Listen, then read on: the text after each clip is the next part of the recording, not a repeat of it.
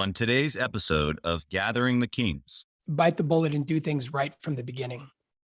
You are listening to Gathering the Kings with Chaz Wolfe, featuring fellow 7, 8, and even 9-figure business owners who have real battle scars from business and life, but have prevailed as the king that they are designed to be. We welcome high-performing entrepreneurs to the stage in order to reveal the real of the real on what it takes to build a successful business today. We dissect the good and bad decisions they've made along the way that give a true and accurate picture of the journey of success and how you too can get there. Through this dialogue, you will learn the value of growing your network and surrounding yourself with power players and kings like today's guest. Grab your pen and notebook because we're about to dive in. What's up, everybody? I'm Chaz Wolfe, Gathering the Kings podcast. I'm your host. Today, I've got David Scott on the King stage. My brother, how you doing? I'm doing great, Chaz. Really glad to be here. Good, man. We just had some great time off air. I always try to mention a couple of things here, but man, we talked about just in like 15 minutes, talked about crypto. We talked about where in the countries we are, or where in the country you're in beautiful Northern California. You got your hands in a lot of cookie jars, as you said. You got a great business that you're looking to maybe get into some others. I'm interested for this conversation. I'm glad that you're here. Yeah. I think it's an exciting time just because of how many opportunities the internet has brought us. We talk about cryptocurrency. This is stuff 10 years ago that most people weren't even able to, trading on the internet was just becoming something we had enough bandwidth to do. And so many opportunities now. Times are changing, my man. Well, what's your main business right now? And let's jump in here. Sure. So I own Scott Technology Group. It's a family business. My dad started it actually in the mid 90s. We sell copiers, multifunction printers, scanners, and of course now moving into cloud software to help companies digitize and manage their documents. A lot of companies are looking to automate time-consuming tasks like payables, human resources, especially as workers are remote now. Any kind of automation that you can build around those processes helps save money and make everything run more efficiently. Yeah. It's interesting that you say that because I think every entrepreneur, we know that we need to automate, but sometimes we don't know what or how or at what time frame, like we get caught. Like we were just talking about earlier, you and I, we were kind of talking about this warrior to king transition and the warrior being this day-to-day just grind, right? I'm wearing tons of hats. And eventually if you stay there for too long, you just fizzle out. But automation is one of those things that obviously you can do to lighten the load, if you will. And so how does someone know? Like, let me just kind of get into your business here. We're off the script here a little bit, but how does someone know when to automate, what to automate? What should the entrepreneur be thinking in that way?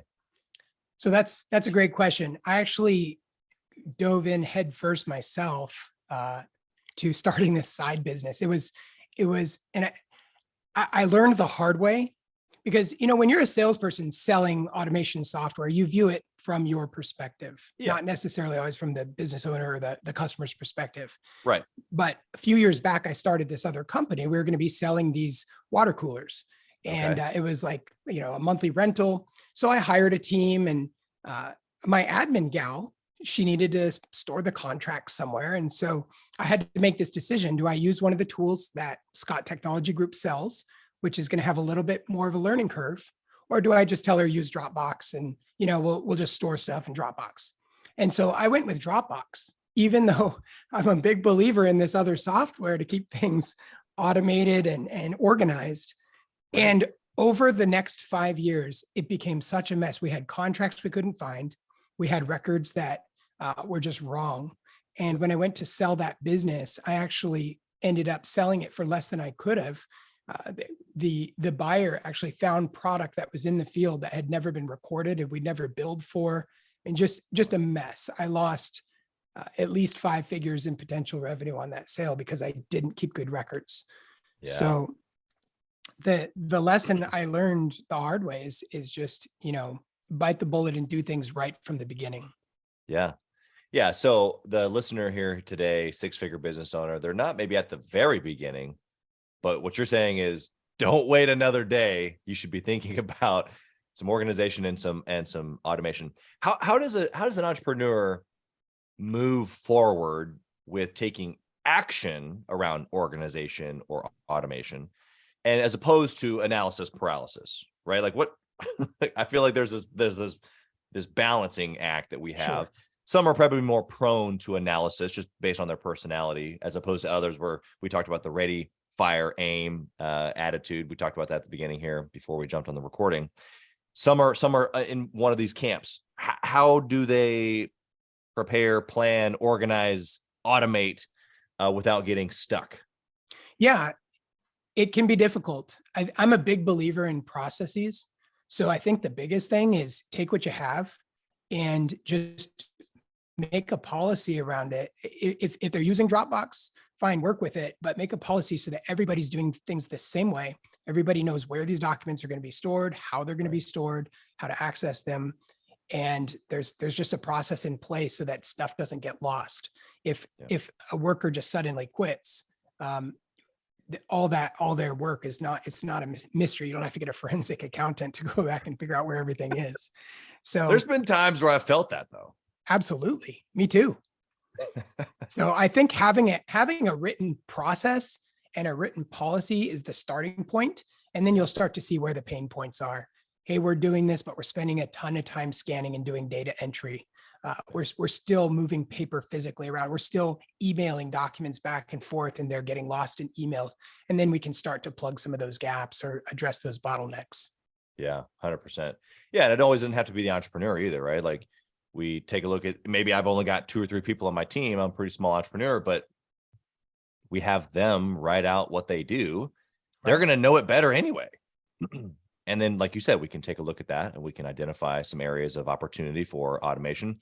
I love actually going to my team. I try to do this a couple times a year where I'm like, okay, write a list of everything that you're doing, especially the things that you do every day, multiple times a day, repeatedly, over and over and over again, because that's a super easy way to go, okay, surely there's got to be something somewhere, somehow, that I can find an automated tool or a rule or Zapier or whatever Absolutely. that can help me out with this, Right. Absolutely. That's the place to start. Once you've got it written down and you can understand it, and you can assign somebody to, find a few possible solutions, or you can go yourself and see what's out there. Exactly. Okay. Good stuff. Well, so my first question, now that we're minutes in, I want to get to it finally, but it's the same question. You said you listened to some shows. Really appreciate that before you jumped on here. It's always the same. And I think it sets a really, really awesome tone for guys like you that have had enough success where maybe you don't feel like you're done yet. You don't feel like you've maybe reached the top level, but man, there's got to be a reason at this stage that you're still going. I want to know what that is. Man, I've always had this desire to play in the largest arena. I want to be in the major leagues. And when you're an adult, that's business. When I was a kid, I think that's actually why I was in the Marine Corps when I was younger. Okay. And I had this point when I was 17 of trying to decide what am I going to do with my life. And the Marine Corps to me just seemed like the largest, most meaningful, most impactful thing I could do. And this huge challenge to be accomplished. And if I could do that, I could do anything. Yeah. And it really set my confidence very high. And then it also just set my risk tolerance very high. So now I feel like I'm just constantly chasing my own potential, trying to see how far I can push. If I'm not reaching my potential, I'm kind of discouraged. Yeah. So I tend to look at making money as this puzzle to be solved. And I don't want to the money is a byproduct of doing everything else right. But I want to build a great organization. I want to be able to have meaning in it. I want to be able to mentor people, make a better life for my family, have freedom of my own time. So I don't want to be, a slave to this thing that I've built, right. and then have money come as a byproduct of all that. And so even if it takes my entire life, I feel like it's a meaningful conquest. Yeah. Yeah. I think that what you just said there at the end, like super resonates with me even personally, is that it is going to take until the end. In fact, most likely my vision, hopefully it's big enough to where it can't be done in my lifetime. right? Like what you're talking about, this potential. It's like, man, what if it goes beyond me? Right. What if my potential is an extension into, like you said, your team or your family or your children or your grandchildren or whatever that looks like? It's like, what if my potential getting to that little piece goes beyond my physical life here on earth? It's like, man, that's big and deep. It's like, how does that get me motivated today? What do you think about that? Like, do you wake up thinking about this? Let me go get my potential, or is it something different? I don't know. What do you think? Well, I have to balance it because in the past I'd have these huge ambitions and huge dreams, and then I would get frustrated because instead of, the boat moving in the direction I want it to go, I felt like at times I was just patching holes in it to keep it from sinking. I can't even start rowing yet. So there have been times in the past where I'm just beating myself up, feeling like I'm not getting there. And then I've really changed my mindset in the past few years and spent a lot of time thinking about that, just realizing that no, this is a process. This is something everybody goes through. In fact, building from the ground up is going to make me a better entrepreneur, better business leader down the road. And so I'm just embracing the day to day as much as possible. I spend a lot of time making sure that my mindset is right. And I don't say that as a cliche. Like, I have fallen into that trap where I wasn't taking care of my body. I wasn't taking care of my mind. I was just working. And real quickly, the mindset goes into discouragement, frustration, depression, and so just getting in those early morning workouts, making sure I'm eating right, even vitamins, man. I was trying to lose weight a while back and I started to eat too little. And I think the malnutrition caused depression. And so I think as entrepreneurs, sometimes the battle is as much up here as it is out there. Yeah. And you're right. So that can become a real challenge. Yeah. The vitamins piece, that's so simple. I have to habit stack with vitamins, man, because you want to talk about out of sight, out of mind. Yeah. It does not happen unless it is super obvious. And then even in that obvious, I've got like red lights, alarms, other people, hey, over here. Well, and here's the thing is that something that simple can start to cause you to get into this little bit less optimistic, little bit less ambitious mindset. And you're like, maybe I shouldn't do that business deal. Maybe I shouldn't take that risk. Maybe I shouldn't hire that person yet. Maybe the economy is going to crash. And all of a sudden you're thinking in terms that are like life-changing for you and X number of employees and your family. I mean, we really have a responsibility to take care of ourselves. Yeah, no, it's so true. All right, let's go a little bit practical here. I want to hear, inside of, maybe the first couple of years. I know you said your dad started the business. And so, I want to hear about how maybe you got started in the business. What was the transition like? Did you work with your dad for a while? Give us how it kind of started.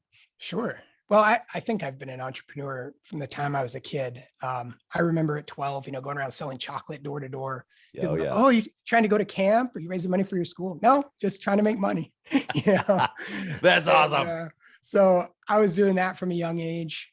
And then my dad, he was just a copier tech. He fixed copiers and his company got acquired, mass layoffs, pay cut.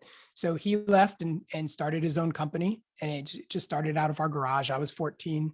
He was servicing copiers, and I would help him clean them up. We'd be out in the garage scrubbing down old copiers and cleaning them up to resell. And my brother and I, we were 15 and 16. We were the first delivery team. So we'd be carrying copiers upstairs and stuff. Yeah. And as he grew, and so I worked for him for a couple of years doing that, joined the military. I was gone from 17 to 23. I started a family in that time. No, I'm sorry, 25. And then, so he started to talk to me about coming back up here and working for him full time so that he could mentor me to take over the business. Yeah. So I was 25. I came up here in 2005 and I've been up here ever since. Worked with him side by side for a number of years. And then he wanted to retire. So I purchased a portion of the business from him in 2011. He actually passed away in 2018. Oh, wow. Which was a challenge for me. Yeah, he was my business partner for a lot of years and really taught me quite a bit. So, but we're going strong. Since then, I've started 2 other copier dealerships, sold one of them, started the water cooler dealership and sold that. You and I were talking about that before the show, and Right. done a number of other things, but we're just continuing to grow, and it's been great. Well, I mean, what a transition, to go through to have, I don't know. I look forward to those moments where I can talk to my kids about, mentoring them inside of a business. Specifically, do we, do it together, do businesses together, do deals together, whatever that looks like in whatever industries that we're going to be in. But, I think he did exactly what he was designed to do, pave the way and bring you along, He I did, just think yeah. that's pretty incredible. And he left behind a great reputation and a great legacy. And customers still talk about him, employees still talk about him. That's It actually makes me a little bit sad because I've been here 17 years now, full time, and I've only got one guy left that was here when I first started. Yeah. Um, Wow. so slowly that old guard is retiring, and but it's Yeah. a brand new crew, a lot of younger people, Yeah. and the business is starting to take on its own shape. So Exactly. As it should, right? You're the lead dog now, and so they gotta have your vision, and also, like we were talking about, off the air just a little bit, about how businesses change over the course of time. You're not naive to the idea that people are printing less, absolutely. than more. And so you having a technology business as opposed to just a printing business, obviously makes a big difference. And you're gonna need some young guys to help you out with that. So Well, and I'm especially fascinated with what's happening in modern era, especially with social media. You've got this fusion of entertainment and business where they're going like this. yeah. You look at these young guys like Mr. Beast on YouTube, and Right. here he is, he's a YouTuber, but now he's got a burger chain. He's got chocolate bars that are selling in Walmart. Like, the guy has bridged the gap from entertainment into business. And then Yeah. you've got other people who are going the other direction, taking business and becoming entertainers. I think of brands like K-Swiss and Old Spice that just lean hard into creating really entertaining content. Yeah. And I just think there's Definitely. so much potential there.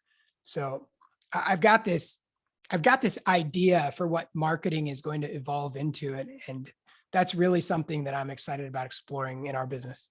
Yeah, I love that as well. You're right. There's this gap. In fact, I was just watching, it's probably a TikTok video, but somebody talking about this exact same thing, Yeah. where it's like, okay, you have these two worlds. Actually, it was Sam Ovens. I'll give a little plug here. I remember now, it's Sam Ovens, and he was talking in this video that I was watching about these two worlds colliding: this entertaining world and the business world. Or in his space, he's in the info education space where they're selling courses or trainings or whatnot.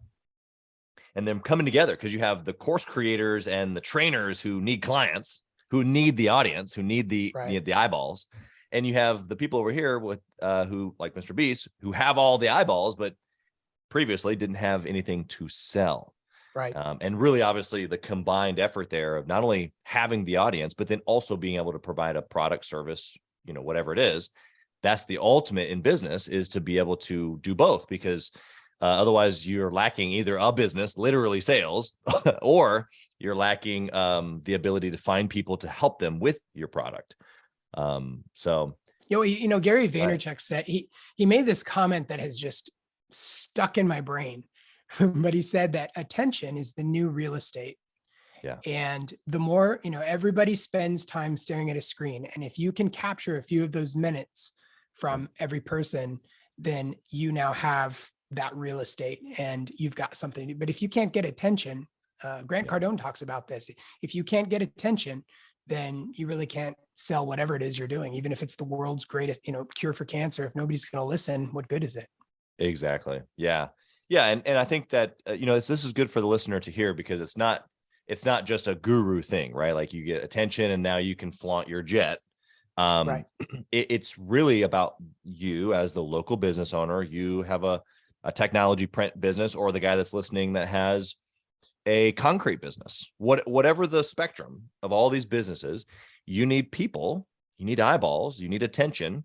And how we do that, obviously, is changing is our point here. We're changing It's becoming entertaining. It's becoming more story-like. It's becoming more authentic, really. Like even just this right here, just having a conversation back and forth allows people to be able to see you and I both in different respects because we're just being us. Like I got my elk hat, hat on today.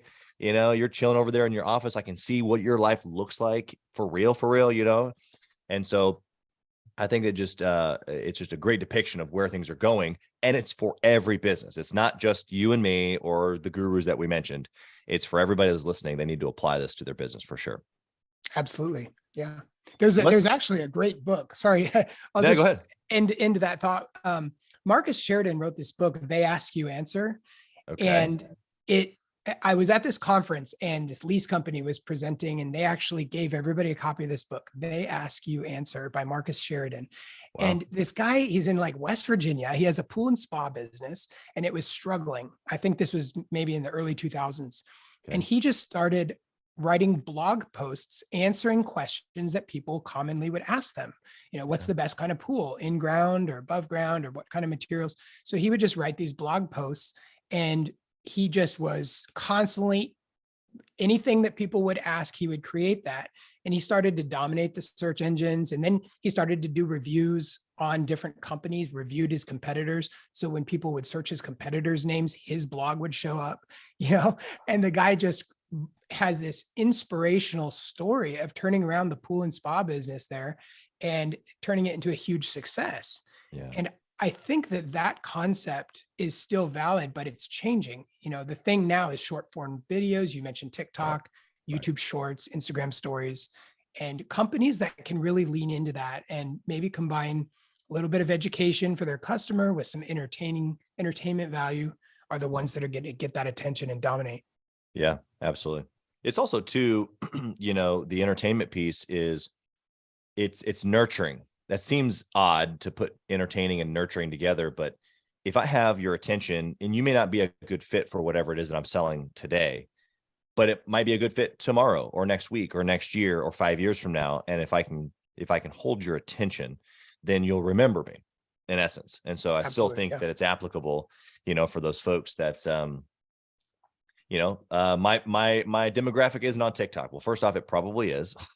Right. Number two, even if it's not, guess what's going to happen in 5 years, 10 years? The people that are on TikTok who you quote don't think are in your demographic are going to become your demographic. So don't be silly. All right, let's get into some practical decisions that you've made. I want to go good and bad here. Think about a decision that you made inside the business that a listener right now that can go put into principle or into practice rather, today, something that you did that they can take a note of, and it's super applicable. Absolutely. So I think one of the most impactful things happened during the throes of the pandemic.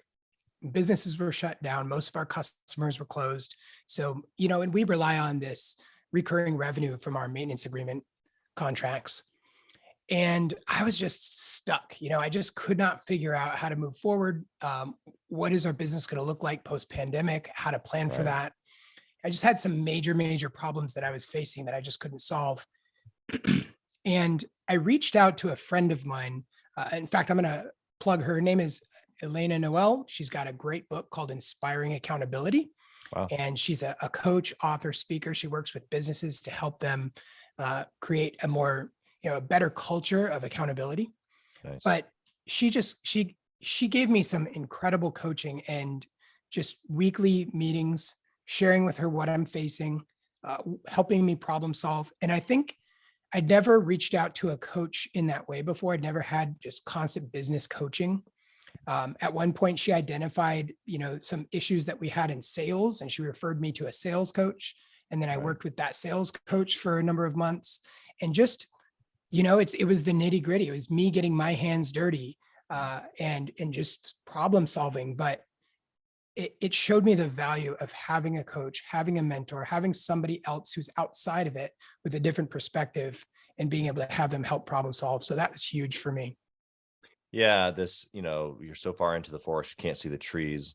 Yep. Mindset, I think, is obviously very real, but we don't know when we're in the forest. I was talking about this actually this morning with my workout buddy. He's one of my real estate partners. And, he had been in the restaurant business for 25 years and had owned a couple of his own places and kind of in and out. And I mean, 25 years doing something is a long time.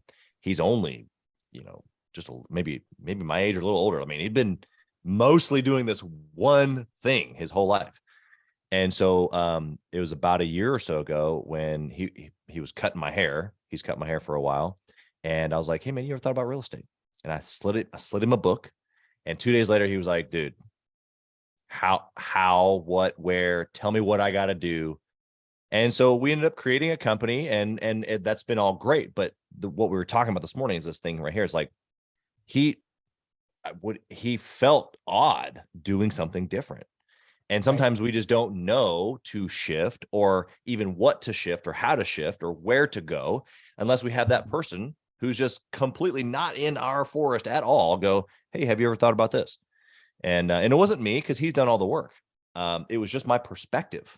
It just switched his brain for a half second long enough to realize, man, this is something completely different, which is in essence what you're saying. Do you want to add anything to that with the example that you gave with the coach? Yeah, I think just like you're talking about, I mean, I know you've got a mastermind group, and having people that have been through experiences or have resources or just, can point you in a direction to explore. It makes a world of difference. And so maybe stealing from a future question, but I absolutely value mastermind groups for that reason. That's beautiful. Yeah, no, it's good. It's good. It's good for the listener to hear because, in that warrior stage we talked about, sometimes you're just busy, and like you even said it yourself, I was just doing the thing. I was stuck. And it takes doing something different or talking to someone different to change it. And so let's flip the script. I want to know of a bad decision that you've made where, obviously it didn't take you out of business, but man, you learned from it and we can learn from it too. Yeah, I have a good one. So the water company I started in 2016, it's a great business. It's essentially these water coolers you can put anywhere in the building. They purify your water. It's hot and cold drinking water on demand, no bottles, flat monthly rental. So, it made a lot of sense for the customer. And I got excited about it because it could be this recurring revenue business model. Yeah. So, I immediately jumped in. I leased a couple of vans. I started to hire some people. I built it up because I'm running this existing office technology company. And that's kind of how we do things. If we need to hire somebody, we hire somebody. Yeah. And I was not thinking in terms of a startup, and just really quickly got into debt, got in over my head. I just didn't do the due diligence to have a good business plan, good budget, good cash flow. And about that same time, I was also starting another copier dealership over in an adjacent city.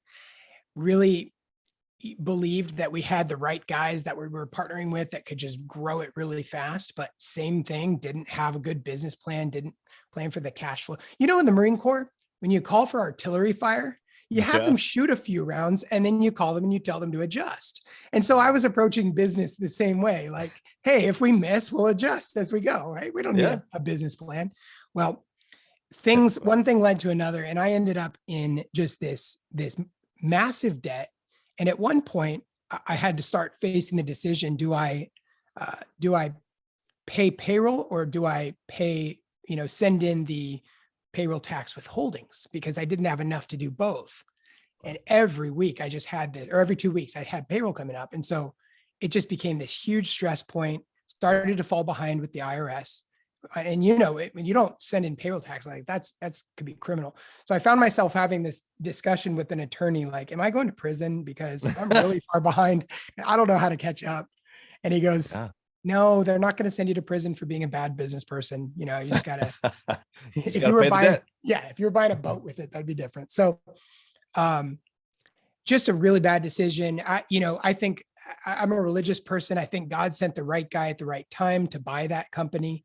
And he bought it for enough to pay back the IRS and pay off some of the debts. And so we got out of that alive. But that was a very scary time for me, a lot of stress, and just really underscored the importance of going into it with a plan, knowing my cash flow, knowing my numbers, what's it take to be profitable and to grow, and how much capital do I need to do it? Yeah, I love two things that you gave to us. I love that you said you weren't thinking startup because you took over an existing business. Right. And so there's this huge difference, obviously, between a startup and buying a business. I'm curious to know, though, if you did it all over again, would you buy an existing business or would you start up, since you've done both now? Boy, that's a great question. I think it all depends on the existing business, because if it had the right customers, if it had the right people, and they were profitable, the financing worked out right, I would want to look at the cash flow. But I think buying an existing business is better. It'll give you a faster start. Right. But you have to be confident that you're going to be able to keep those customers and keep those employees. And that's really key. If I was going to start up, I would start up a lot slower. And the other thing I would do, still running this business, is I would make sure that I had like somebody who was taking ownership of that. I was trying to be the CEO of both, and it was just too much. I don't know how Elon Musk does it, but I need somebody who can be in charge of that other business. I can't be doing all the hiring and training and going out on emergency service calls at middle of the night. So I failed to really put somebody in charge of that business, and that was a mistake.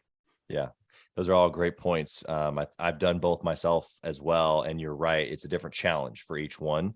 But man, if you can buy a business or roll up, right? Like someone listening right now, they already have their own business. Potentially what the easiest way to get to 7 figures is go buy a competitor. And there's deals out there, because just as we started this conversation, there's lots of opportunity out there. There's going to be, over the next 10 years, there's people looking to exit. And whether it's in whatever industry we're talking about, there's always going to be opportunities to go to the next level through acquisition. And so I think that's a nice little plug there. Let's talk about process. We've talked about good and bad decision here a little bit, but what about today? Like today, you're a sharp guy. You got a podcast. You got multiple businesses. How does David today make a good decision? Well, I always talk to my wife about it. She's way more. So like I've come to realize that my risk tolerance is broken.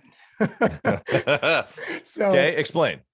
I just, I'm somebody who, I love trading cryptocurrency. I think that tells you something. I wanted to learn how to trade futures. So not crypto futures, just, financial futures back during the 2009 recession.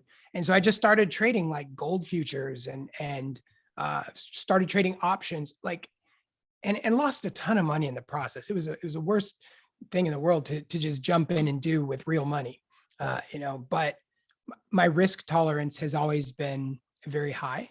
So now when I make a decision, I do it recognizing that. And I talk to my wife, who's the opposite. I have to value her opinion. A lot of times I'm frustrated by it because oh, come on, you're not seeing the opportunity here. She's a big ball of nose. but she's objective. Like she doesn't just shoot stuff down. She will look at it, but she'll often give me some really valuable insight. It's good. I always want to make sure that, as somebody who believes in God, I want to make sure it's right, it's ethical, it's not in violation of the Bible, because I feel like that's a really important principle for my life. Yeah. And then the last thing is, when I finally do make a decision, what they taught us in the Marine Corps is make a decision and die by it. In other words, don't second guess it. Once the decision's made, it's made. Go after it and do everything you can to make it successful. Yeah, I love that. Such great wisdom. Some shared, some given from your own experience there. I love it. Let's go over to the speed round here. Got a couple minutes left here. I'm going to come at you in a different angle. My first speed round question is regarding tracking KPIs. I want to know, what is the most important thing to track inside your business? Boy, if I had to pick one thing, I would say it's got to be cash flow. And that's just because I'm not somebody who comes from an MBA background, so it's taken me some real world bruises to learn this. Yeah. But cash flow is so critical, and it's different. It's nuanced, right? It's not just your net profit, because you've got financing and taxes. So understanding how much of that cash you're actually going to be able to keep at the end of the year Right. is really vital to the business and its growth. Yeah, 100%. I agree with you. The perspective of not having the background, I share with you as well. And so I even find myself, even still today, I'm a numbers guy. I run the numbers. I look at the profit. We can dissect it in 14 different ways. Right. But there is still like a little bit of street in me, Yeah. where it's like, like you said, a high risk tolerance, and I look at the numbers, but also I'm like, yeah, but I don't have a degree, so poo on that. Let's go over here and run fast. And so I think you want it's to bet real. on yourself. You want to bet on yourself, exactly. And so I think what we're trying to say is that it's real. You do need to do this. You do need to pay attention. Otherwise, eventually, like you said earlier, maybe you won't have a business. Right. Yeah. I found myself looking at my business one time and going, we're profitable. I'm just so frustrated. We're profitable. Why are we constantly having to borrow money or to, struggling to pay our taxes at the end of the year? What's going on? And then finally just diving deep, sitting down with the CPA, figuring out where the cash is going. And it's elusive. It should be a no-brainer. That's something that a business person really needs to look at and keep an eye on, because that should be one of the first and foremost things. But I think a lot of times we look at top line revenue and bottom line profit, and we forget to look at our cash flow. Yeah, exactly. Good stuff. Okay. What book would you recommend, David, for a business owner trying to grow their business? So I'm going to recommend two of them. Elena Noel's book, Inspiring Accountability, incredible at helping entrepreneurs actually confront poor performing employees in a way that's not going to crush their spirit. Wow. And so, especially I think there's a lot of entrepreneurs out there that maybe struggle with confrontation. Yeah. They don't like it. And so they let bad behavior continue and poison the organization. So true. So Inspiring Accountability, highly recommend that. And then the second one is Cal Newport's book, Deep Work. Yeah. That book just helped me incredibly. You have it on there? Right there it is. there. I see it. Yep. I've got it back here somewhere. And, just realizing that if you need to build a website, you can build a website. If you need to learn how to code some Python to accomplish something, you can learn that. You just need to set aside all the distractions and get some time to spend in highly focused, deep work. And you can accomplish just about anything for your business. And I think that's critical, especially for that 6-figure business owner that can't afford to outsource a lot of things. He's wearing a lot of hats. And sometimes it's just about shutting out the noise. Yeah, no, that's so good. I'm taking that one away today for me. There's a lot of noise, man. And I think that, medically induced or not induced, but claimed ADD, ADHD. I think a lot of entrepreneurs, we like projects. We like the next thing. We like to stay busy, which over there they call that ADD. I just call it the ability to go from one thing to the next and be excited all the time. Like, come on, let's go. But man, you want to talk about a distraction to keep things actually foggy all the time, so it does take deep work to make the point there. Absolutely. All right. What do you think? You kind of mentioned it earlier about mastermind groups having this perspective, but what do you think about in like networking maybe versus masterminding? Do you do both, one or the other? What would you recommend for the listener to do? That type of thing. I do both. So I'm part of a mastermind group that's specifically in my industry. So there's, 25 other business owners. We get together twice a year from across the country. Some of these guys have 9-figure businesses. And it's just great to learn from them. People that have companies that span, 4 or 5 different states. And so they've made all the mistakes. Some of these guys have businesses going back to the early 1900s even. It's amazing, Wow. Selling typewriters and stuff. Yeah. And 4th generation. That's incredible. But, networking is huge, because in just local networking, I've gotten to meet guys that have given me a huge education on how banks view SBA loans and how insurance companies think. I mean, just understanding real estate. So being able to broaden my horizons has been really helpful, networking with people in other industries. And that's really why I'm setting up my own podcast. Is I want to learn. I want to meet other people. And it doesn't have to be in the context of doing business with them. I just want to have more conversations so I can grow. Yeah. Love that. All right. Well, I've got one last question here for you, David. I want to know if you could whisper in the younger David's ear, what would you say? I would say learn everything you can about finance and marketing, because those two are going to be a game changer regardless of what direction you go in. Yeah. I think those two topics, finance and marketing, have been maybe, especially marketing. A lot of people cut marketing out when times get tough, and I think a skilled marketer can just make a huge impact on a business. So, yeah, if I could talk to my younger self, I think I would have spent a little bit more time just learning the principles of marketing and focusing on that. And maybe invest in Bitcoin 15 years ago. Oh, for sure. As a fellow crypto enthusiast, I think about that often. I have asked this question, not it's a newer question. That's why I wasn't on your list. I caught you off guard on purpose. But you know, I have yet to hear the person say, you know, invest in Apple, invest, you know, like whatever the thing that their younger self should have technically or practically done. It's always theory, which is phenomenal. That's the mindset that we're going for. I just think it's funny because man, if we had known what we know now, buy Bitcoin.